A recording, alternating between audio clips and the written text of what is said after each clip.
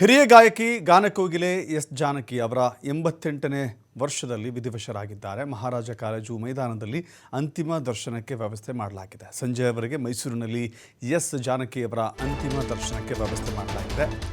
ಅನೇಕ ಅಭಿಮಾನಿಗಳು, ಚಲನಚಿತ್ರರಂಗದ ಗಣ್ಯರು, ಸಂಗೀತ ಕ್ಷೇತ್ರದ ಸಾಧಕರು, ಸಂಗೀತ ಕ್ಷೇತ್ರದಲ್ಲಿರುವಂಥ ಅನೇಕರು ಕೂಡ ಇವತ್ತು ಎಸ್ ಜಾನಕಿ ಅವರ ಅಂತಿಮ ದರ್ಶನವನ್ನು ಪಡೀತಾ ಇದ್ದಾರೆ. ಮೈಸೂರಿನಲ್ಲಿ ಅಂತಿಮ ದರ್ಶನಕ್ಕೆ ವ್ಯವಸ್ಥೆಯನ್ನು ಮಾಡಲಾಗಿದೆ. ಕನ್ನಡಿಗರಾಗಿಲ್ಲದಿದ್ದರೂ ಕೂಡ ಕನ್ನಡ ಮಣ್ಣಲ್ಲೇ ಮಣ್ಣಾಗ್ತಾ ಇದ್ದಾರೆ ಎಸ್ ಜಾನಕಿ.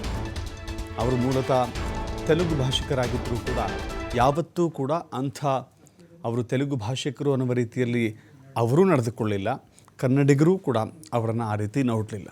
ಸೊ ಹೀಗಾಗಿ ಕನ್ನಡದಲ್ಲಿ, ಕನ್ನಡ ಹಾಡುಗಳಲ್ಲಿ, ಕನ್ನಡ ಸಾಹಿತ್ಯದಲ್ಲಿ, ಕನ್ನಡ ಚಲನಚಿತ್ರದಲ್ಲಿ ಅಜರಾಮರಾಗಿ ಉಳಿದುಕೊಂಡಿದ್ದಾರೆ. ಶಾಲೆಗಳಲ್ಲಿ ಹೇಳ್ಕೊಡ್ತಿರ್ತಾರೆ, ಬಟ್ ಇವತ್ತಿಗೂ ಅದು ನೆನಪಿದೆ ನನಗೆ. ಸೊ ಅದನ್ನು ಹೇಳಿದೆ ನಾನು ಅಷ್ಟೇ.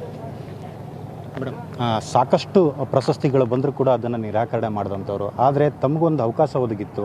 ಕನ್ನಡ ಮತ್ತು ಸಂಸ್ಕೃತಿ ಸಚಿವರಾಗಿದ್ದ ಸಂದರ್ಭದಲ್ಲಿ ಅವರಿಗೆ ರಾಜ್ಯೋತ್ಸವ ಪ್ರಶಸ್ತಿಯನ್ನು ಕೊಟ್ಟು ಅದಕ್ಕೆ ಪ್ರೀತಿಯಿಂದ ಒಪ್ಕೊಂಡು ಅದನ್ನು ಸ್ವೀಕಾರ ಕೂಡ ಮಾಡಿದರು. ಆ ದಿನಗಳನ್ನ ಸ್ಮರಿಸ್ಕೊಳ್ಳೋದಾದರೆ ಮೇಡಮ್, ನಮ್ಮ ಪುಣ್ಯ, ನಮ್ಮ ಭಾಗ್ಯ. ಮಾನ್ಯ ಮುಖ್ಯಮಂತ್ರಿಗಳಾಗಿದ್ದಂತಹ ಸಿದ್ದರಾಮಯ್ಯನವರು ನಮ್ಗೆ ಅವಕಾಶ ಕೊಟ್ಟಿದ್ದರಿಂದ ಇದು ನಾವು ಮಾಡಲಿಕ್ಕೆ ಸಾಧ್ಯ ಆಯಿತು. ಇದು ನಾವು ಮಾಡಿದ್ದಲ್ಲ, ಅದು ಅಮ್ಮನಿಗೆ ಅದು ಏನೂ ಅಲ್ಲ.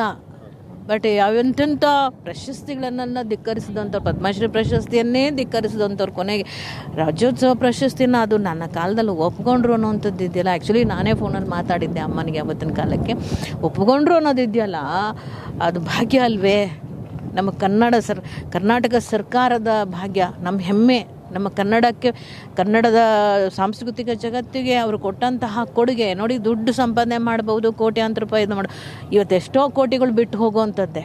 ಆದರೆ ಕೋಟ್ಯಾಂತರ ಜನ ರಸಿಕರು ಅನುಭವಿಸಿದಂತಹ ಈ ಒಂದು ರಸದೌತಣ ಗುಣಪಡಿಸಿದ್ರಲ್ಲ, ಅದು ಎಷ್ಟು ಕೊಟ್ಟರೂ ಸಿಗೋದಿಲ್ಲ ಮೇಡಮ್. ಬೇರೆ ಕಡೆ ಜನಿಸಿದ್ರು ಕೂಡ ಕನ್ನಡ ಭಾಷೆ ಮತ್ತು ಕನ್ನಡದ ನೆಲವನ್ನು ಹಬ್ಕೊಂಡೋದು, ಗ್ರಾಮೀಣ ಸೊಗಡನ್ನು ತುಂಬ ಪ್ರೀತಿಯಿಂದ ಆಸ್ವಾದಿಸ್ತಿತ್ತು. ನಾವು ಮಾತೇ ಆಡಬಾರ್ದು ಭಾಷೆ ವಿಷಯ. ಕಲಾವಿದರಿಗೆ ಭಾಷೆ ಅನ್ನುವಂಥದ್ದು ಇದೆಯಲ್ಲ, ಅದು ಎಲ್ಲೇನ ಮೀರಿ ಇರುವಂಥವ್ರು ಕಲಾವಿದರುಗಳು.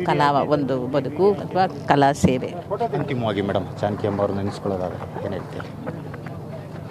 ಅವರ ಬದುಕು ಒಂದು ಮಾದರಿ. ಆ ಮಟ್ಟದ ಮಾದರಿ ಬದುಕೋದಿದೆಯಲ್ಲ, ಅದೊಂದು ತಪಸ್ಸು.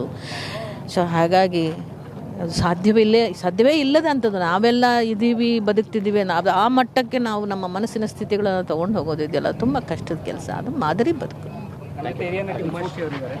ಇದಿಷ್ಟು ಏನು ಉಮಾಶ್ರೀ ಅವರ ಮಾತಾಗಿರ್ತಕ್ಕಂಥದ್ದು. ಕ್ಯಾಮ್ರಾ ಪರ್ಸನ್ ರಜನೀಶ್ ಪಾಟೀಲ್ ಜೊತೆ ಶಶಿಕುಮಾರ್ ದೊಡ್ಡಯ್ಯ, TV5 ಕನ್ನಡ, ಮೈಸೂರು.